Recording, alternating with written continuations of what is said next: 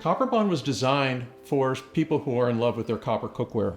People who maybe have Mauviel or Raffoni. These are spectacular pieces of cookware. The only drawback to those is that they will not work on an induction hob. We wanted to create a piece of cookware that would work on an induction cooktop that was made of copper. But how to face that? What's the challenge involved with that? So we started from the ground up. What we were able to do is we created a 5-layer construction.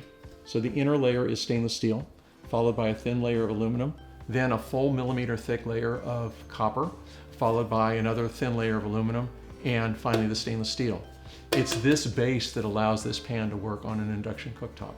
By the way, this is not just a strip of copper around the center of the piece here. It actually is a full millimeter thick, as I said, that runs from rim down the side, across the bottom, and up the side again. I can't stress how important this is to understand that you will have people who have, for whatever reason, they have copper in their kitchen and this is what they want to be able to work with.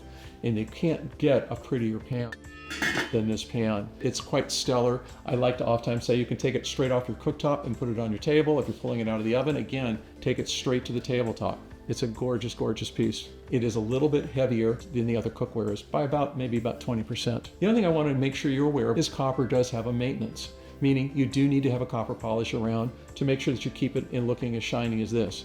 You can let it develop a patina where it kind of goes brown or whatever, and that's perfectly fine as well. Most people do like the idea of maintaining their copper looking beautiful, but that is regular maintenance on it, so just be aware of that. It is not dishwasher safe. I'd like to emphasize that.